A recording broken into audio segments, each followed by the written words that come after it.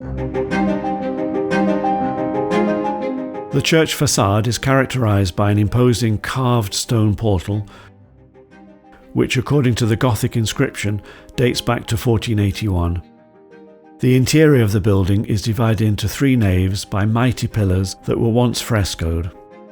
Along the left aisle, a part of the archaeological excavation was left exposed, and it can now be looked at through a glass walkway. Here the remains of the older church and the junction of the present one are clearly visible. The vaults of the naves show what remains of the 15th century decoration. There are geometric elements, but also particularly beloved saints, doctors of the church and stories of the Passion. Many of these campaigns are due to the Poccapaglia workshop, which worked here for almost the entire century. Several masters alternated on the scaffolding, including Antonio and Pietro, known as From Saluzzo.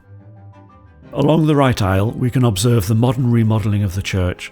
The so-called Baroque addition led to the opening of chapels with stucco decorations, trompe-l'œil architecture and richly painted canvases. The oldest frescoes, however, were located along the perimeter of the 14th century cloister and were discovered in the 1980s during the first restoration work on the complex. There is a fine painting of St. Christopher, which is partially concealed by a wall, but the best known image is certainly the Madonna and Child with Saints Francis and Elizabeth and donors, now on display in the entrance to the collections.